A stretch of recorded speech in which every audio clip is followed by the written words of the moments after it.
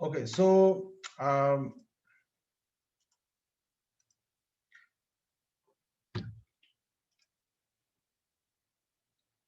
सबको slide share हो रही है? जी Yes, सर। sir. ओके, अभी तो क्लियर है ना चीजें? जी सर. आई होप को कंफ्यूजन ना हो, ये सीक्वेंस के साथ चलेगा सारा, ठीक है? इसको समझना है सिर्फ आप लोगों ने। अच्छा, आफ्टर 1945 अब यहाँ पे एक लास्ट डिच एफर्ट की इन्होंने ब्रिटिश ने, and they wanted to settle this Hindu Muslim divide, और somehow they wanted there must be resolution to the Hindu Muslim conflict in the region. So in 1946, Secretary of State Lawrence personally led a three-man cabinet deputation to New Delhi with the hope of resolving the Congress Muslim League deadlock and thus of transferring British power to a single Indian administration. तो इन्होंने कोशिश की कि एक काम भी हो जाए, और cabinet mission proposed a three tier federation for India. Three tier federation के अंदर क्या चीज उन्होंने कही? उन्होंने कही कि जी integrated by a minimal central union government, यानी कि there will be a central government in in India, new Delhi और Delhi at that time, which would be limited to handling foreign affairs, communications and defense। यानी कि एक central government होगी India में जो कि इन तीन चीजों को डील करेगी, फॉरेन अफेयर्स को, कम्युनिकेशंस को और डिफेंस को, और to some extent economic affairs को। और जो उसको डिवाइड किस तरह किया जाएगा? उसको डिवाइड इस तरह से किया जाएगा कि मुस्लिम जो ग्रुप, तीन ग्रुप होंगे उसके अंदर, ए बी सी एन, जो है ना मेन ग्रुप। अच्छा, इसके अंदर क्या होगा? ग्रुप ए में जो हिंदू मेजोरिटी एरियाज हैं वो शामिल होंगे, ग्रुप बी में मुस्लिम मेजोरिटी एरियाज जो होंगे वो शामिल होंगे, और ग्रुप सी में would include the Muslim majority areas in Bengal. यानी कि अगर ये एस्टैब्लिश हो जाता उस टाइम पे, तो there would have been three states, एक हिंदू लेड जो जितनी स्टेट्स थी वो, मुसलमान लेड स्टेट्स जो कि आपको नजर आ रहा होगा सारा, Punjab, Sindh, North West Frontier and Baluchistan, और उसके बाद मुस्लिम मेजोरिटी बंगाल जो है, ये वो सारी हो जानी थी। अच्छा, इसके अलावा फिर बहुत सारी ऐसी थी जो प्रिंसली स्टेट्स थी जो कि वो रहती वैसी जैसी हैं। अच्छा, अब ये जो था कैबिनेट मिशन वाला, ये इसको कायदे-ए-आज़म मोहम्मद अली जिन्ना ने और कांग्रेस ने भी इनिशियली एक्सेप्ट कर लिया। इन्होंने कहा ठीक है, we are accepting this, but soon after this, जो नेहरू था उसने इस चीज को निगेट किया और उसने अपनी एक स्पीच दी और उसमें उसने कहा कि we are not accepting this और हम इसके खिलाफ हैं। उसमें लाजमी बात है, उनको यहाँ पे मुसलमानों की अलग स्टेट्स बन रही हैं, फेडरेशन बन रही है, और दो किस्म की जो मुसलमान जो है वो अपनी मेजोरिटी जो है वो लेके जा रहे हैं दो एरियाज में, जो कि उनको एक्सेप्टेबल नहीं था। Nehru wanted hegemony of Hindus in the subcontinent, और वो ये चाह रहा था। अच्छा, जब ये चीज नेहरू ने रिजेक्ट की तो ऑटोमेटिकली ये जो डील थी, कैबिनेट मिशन प्लान था, इट फेल्ड। और इसके बाद जो हुआ वो बड़ा ही एक डिजास्टर्स किस्म के इवेंट्स हुए, वाइड स्प्रेड वायलेंस हुआ among Hindus, Muslims and Sikhs, और मुख्तलिफ एरियाज के अंदर बहुत सारे जो है वो कम्युनल वायलेंस हुआ जिसके अंदर बहुत सारे लोग मारे गए, और 1946 में ये हुआ तकरीबन। और कलकत्ता के अंदर राइट्स जो थे उसके अंदर 4000 लोग के करीब मारे गए। नौ खाली एक जगह थी वहां पे 5000 लोग मारे गए। बिहार के अंदर कोई 8000 लोग मारे गए। यूपी में 1000।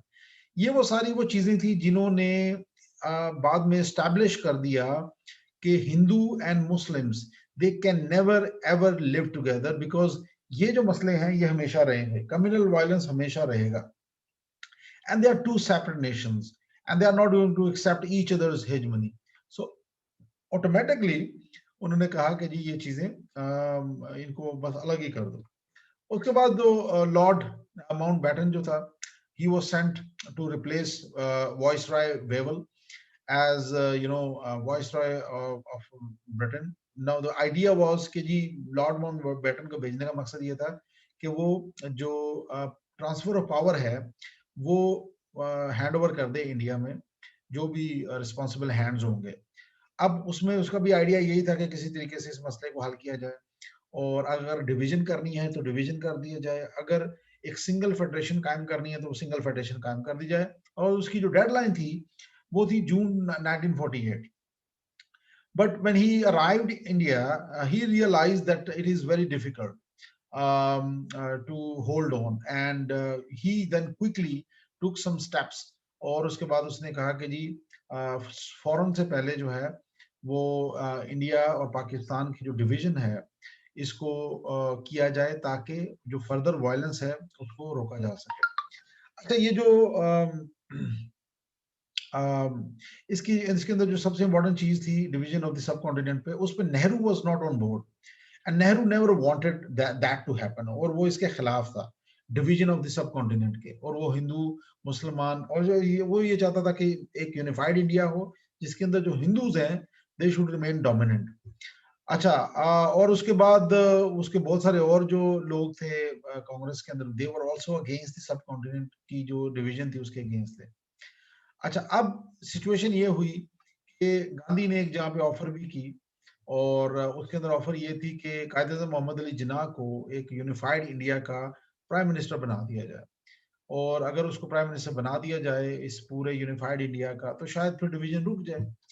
अच्छा, अब हुआ ये कि 9 जुलाई 1947 में ब्रिटिश पार्लियामेंट ने इंडिपेंडेंस एक्ट पास किया, और उसमें डिक्लेयर किया कि जी it ordered that the dominions of India and Pakistan be demarcated, और इनका आपस में जितना भी बॉर्डर है उसको डिमार्क किया जाए जितनी जल्दी हो सकता है, और इसको एक मंथ के अंदर अंदर किया जाए ताकि जितना जल्दी स्पीड अप हो सके इसको किया जाए। लेकिन उसका नुकसान ये हुआ कि जैसे ही डिमार्केशन का ऐलान हुआ तो almost 15 million Hindus, Muslims and Sikhs they fled from their homes, और जो इधर रह रहे थे वो यहाँ से भाग के दूसरी तरफ चले गए, जो उस तरफ थे वो भाग के इस तरफ आ गए, इस फियर से कि कहीं हमें वहां पे नुकसान ना पहुंचाया जा सके। अब इसके अंदर millions of people they died, over 1 million कहते हैं कि लोग जो थे वो इसके अंदर मारे गए कम्युनल वायलेंस के अंदर, और सिख भी मारे गए, बहुत सारे हिंदूज भी मारे गए, मुसलमान भी मारे गए, और ये इन्होंने आपस में एक दूसरे के साथ एक खून की होली खेली जो कि आज तक जो है वो एक नाइटमेयर के तौर पे है। अच्छा, कायदे-ए-आज़म मोहम्मद अली जिन्ना का एक फर्म बिलीव था, और वो ये था कि इंडिया के अंदर जो हिंदू इस टाइम पे बैठा हुआ है नेहरू के अंडर, कांग्रेस वगैरह जो है, they don't want Pakistan, they don't want Pakistan, और पाकिस्तान को वो इस तरह समझते थे कि पाकिस्तान इज अ नाइटमेयर और सम डेंजरस एनिमल। कायदे-ए-आज़म ने इसके बारे में कहा कि Pakistan has been there for centuries, और मुस्लिम यानी कि पाकिस्तान का मतलब है कि मुसलमान जो थे वो इस सब कॉन्टिनेंट में सेंचुरी से रह रहे थे। It is there and it will remain there till the end of the world. It was taken away from us. Jinnah urged that he will never allow Muslim minority to be vassalized, यानी कि सब उनको subjugate नहीं होने देंगे वो by the Hindu majority। और ये अल्हम्दुलिल्लाह जिन्ना का बहुत बड़ा एक एहसान है हमारे ऊपर कि उन्होंने अपना ये जो बिलीव था उनका इसके ऊपर वो खड़े रहे, और उन्होंने सेपरेट जो होमलैंड था मुसलमानों के लिए उसको अचीव किया। अब अगर हम इस स्लाइड के अंदर एक इसको पूरी सारी सिचुएशन को एनालाइज करें तो एक क्वेश्चन अराइज होता है कि why Quaid-e-Azam Mohammad Ali Jinnah demanded separate homeland for the Muslims of the subcontinent. तो उसके सिंपल आंसर्स आपके सामने है। सेग्रीगेशन ऑफ द मुस्लिम्स, जो कि सर सैयद 1950 1857 से शुरू हुई, और मुसलमानों को बिल्कुल एलियनेट किया गया, उनको बिल्कुल साइडलाइन किया गया, जॉब से निकाले गए, उनकी लैंग्वेज चेंज हो गई, ऑफिस लैंग्वेज चेंज हो गई, they were not allowed to attend schools, और वो पीछे रह गए अपनी जितनी भी थी उससे। और उसके बाद जब वो सेग्रीगेशन हुई तो ऑटोमेटिकली मुसलमान जो थे वो पीछे रह गए। अच्छा, Hindu Muslim divide was so deep that it could not fill the gap. Qaeda Muhammad Ali Jinnah tried his best, but ultimately it could not fill the gap. Nehru जो था ये वो लोग थे जो कि नैरो माइंडेड किस्म के पॉलिटिशियंस थे, and they always wanted Hinduism to be dominant there, और इसकी वजह से यही हुआ कि नेहरू की जो रिफ्यूजल था 1937 में मुसलमानों को इनकॉर्पोरेट करने का, जॉइंट असेंबलीज बनाने का, उसके बाद कायदे मोहम्मद अली जिन्ना और मुस्लिम लीग के मुसलमान जो थे, they decided that now it is not the time to live with the Hindus. Alienation of the Muslims, language, culture and tradition, communal riots, और ये सारी जितनी भी ये वो रीजंस हैं which pushed Qaeda-e-Azam Muhammad Ali Jinnah to to get a separate homeland for the Muslims of the subcontinent. और ये वो चीज थी जिसने कायद-ए-आज़म को पुश किया। अच्छा, कायद मोहम्मद अली जिन्ना was often asked by his students that what are we fighting for? What are we aiming at? तो कायद मोहम्मद अली जिन्ना ने उस पे जवाब दिया, इट इज नॉट थियोरोक्रेसी। थियोरोक्रेसी क्या होती है? रिलीजन की जो बेस करती हुई हुकूमत होती है ना, उसको कहते हैं थियोरोक्रेसी, यानी कि रिलीजियस बेस्ड, जिस तरह चर्च थे, रूल करते थे यूरोप को किसी दौर में। तो कहते हमने कहा it is not theocracy, not for a theocratic state. Religion is there, and religion is dear to us. All the worldly goods are nothing to us when we talk of a religion, but there are other things which are very vital over social life, over economic. यहाँ पे कायदे जो बात कर रहे हैं ना, वो ये कह रहे हैं कि रिलीजन तो है, रिलीजन और बहुत प्यारा है हमें, इस्लाम बहुत प्यारा रिलीजन है और हमें बहुत प्यारा है, लेकिन इस्लाम का मतलब ये नहीं है कि पाकिस्तान के अंदर सिर्फ मुसलमान ही रहेगा। उन्होंने इस बात पे एम्फेसिस किया कि कायद-ए-आज़म ने इस बात पे एम्फेसिस किया कि Pakistan would be a state जहां पे मुसलमान तो फ्रीली रहेगा ही रहेगा, but other minorities they will also enjoy the same rights, they will also enjoy their freedom. और this is the Pakistan Quaid-e-Azam Mohammad Ali Jinnah wanted. और ये वो चीज थी जिसको हम आज भूल गए और जिसको हम आगे लेके नहीं चल पाए, और आज टुडे वी हैव बिकम अजीब किस्म का मुल्क जहां पे वी सबजुगेट द माइनॉरिटीज। आप देखें हिंदूज के साथ क्या हो रहा है, बहुत सारी जगहों पे उनको उनके साथ कन्वर्जन, फोर्स्ड कन्वर्जन होती है बहुत सारे एरियाज में। उसके बाद आप देखें क्रिश्चियंस के साथ क्या होता है, उनके ऊपर झूठे मुकदमे डाल के बहुत सारी जगहों पे उनके ऊपर जुल्म होता है, पूरे के पूरे गांव जला दिए जाते हैं। ये वो जुल्म हम कर रहे हैं एज अ सोसाइटी, जो कि हमें नहीं करना चाहिए था। अच्छा, Quaid Mohammad Ali Jinnah, he said that we Muslims have got everything, brains, intelligence, capacity, courage, virtues that nation must possess। यानी कि नेशन जो है उसके अंदर सारी चीजें, आज अगर आप इसको अप्लाई करें इन मॉडर्न टाइम्स, 1947 में तो चीजें उतनी खास क्लियर नहीं थी, आज बहुत सारी चीजें clear. Today in sports you are champion in cricket, in squash, in hockey, in many other sports, kabaddi, बहुत सारी और ऐसी गेम्स हैं जिनके अंदर पाकिस्तान ने अपना लोहा मनवाया है। कंप्यूटर साइंस के अंदर अरफा करीम जैसी बच्ची, और इसके अलावा बहुत सारे और हमारे टैलेंट। अभी रिसेंटली एक बच्ची ने एसीसीए टॉप किया, कुछ बच्चों ने भी, ये जितने भी ए लेवल ओ लेवल के जो एग्जाम्स होते हैं इनको टॉप करते हैं। बहुत सारे ऐसे हमारी अचीवमेंट्स हैं जो कि आज यहाँ पे जिन्होंने स्टैब्लिश किया है कि पाकिस्तान एक वाइब्रेंट किस्म की नेशन है जहाँ पे बहुत इंटेलिजेंट लोग पैदा हुए हैं, और हर सिफिर हर एरिया में। यानी कि आप फिजिक्स उठा के देख लें तो अब्दुल सलाम का नाम आ जाएगा, आप साइंसेज उठा के देखें तो बहुत सारे हमारे और राइटर्स निकल आते हैं। कई आपके जो साइंटिस्ट हैं या डॉक्टर्स हैं, दे आर इंजीनियर्स हैं, they are working in America, UK और बाकी मुल्कों में सर्व कर रहे हैं। फौज आपकी देखें तो वो they are one of the best in the world.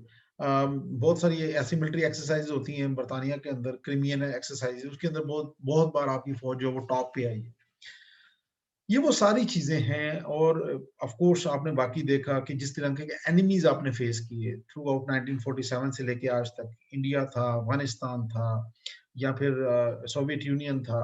ये वो सारे एनिमीज थे जो बहुत बड़े एनिमीज थे आपके खिलाफ, जिनको आपने ना सिर्फ फेस किया, उनको चैलेंज किया और अपनी एक रिट स्टैब्लिश की। Today you are a nuclear weapon state, अल्हम्दुलिल्लाह, and nobody can undo Pakistan today in the modern times.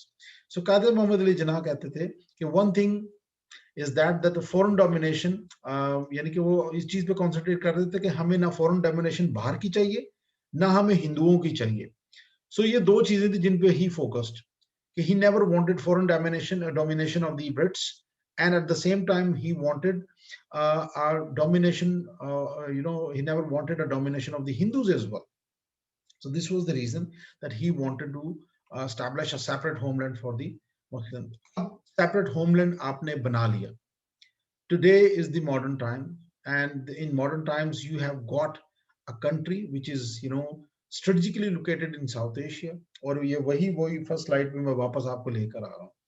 And today you have got a gift from Allah Ta'ala. You are located in such a position where most of the countries in the world, major powers, I would say, they are dependent on you. For example, China is दुनिया में second largest economy and likely to be number one economy by 2030. They are dependent on you. United States of America, NATO, they are sitting, thousands of kilometers, miles away from you. But whenever they needed Pakistan, whenever they had their interest, in Afghanistan, in South Asia, they had to come here in this region, and they had to seek Pakistan support.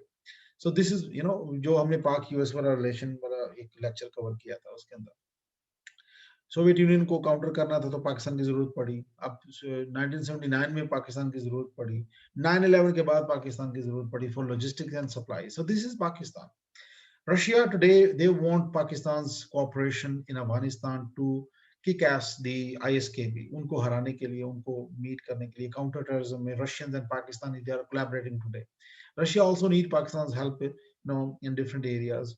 और पाकिस्तान के साथ वो ना सिर्फ counter terrorism की exercise कर रहे हैं, but also they are now selling their arms to Pakistan. India Pakistan के बगैर अफगानिस्तान के साथ ट्रेड नहीं कर सकता, अगर करता है तो बहुत कॉस्टली करता है, इसलिए वो रोता रहता है हर दूसरे दिन। ईरान है तो वो अगर उसने लिंक करना है इंडिया के साथ, it has to go through Pakistan. So basically you are located in such a position where you are the center of the attention, and 4 regions merge in Pakistan. And the challenges Pakistan today which is facing they are almost same. पहले क्या था, पहले Hindu dominance थी, इकट्ठे रह रहे थे और डर था कि हिंदू हमें सब्जुगेट करेंगे, ह्यूमिलिएट करेंगे। आज की मॉडर्न सिचुएशन क्या है, आज हिंदुस्तान, इंडिया जो है, they have deployed most of their troops against Pakistan, और उनकी जितनी भी फौज की जो concentration, as you can see in this map as well, it is against Pakistan.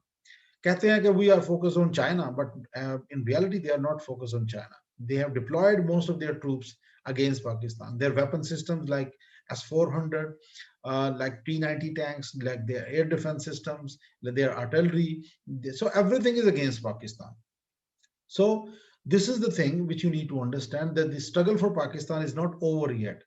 You got a country which is a gift from Allah Ta'ala, but now you have to secure that country, and you are going to get questions like this कि जी कायदे-ए-आज़म मोहम्मद अली जिन्ना ने जो struggle की, जिस तरीके से पाकिस्तान बनाया, आज उसको कौन से चैलेंजेस हैं, how you can overcome those challenges, ये आपसे क्वेश्चन किए जा सकते हैं।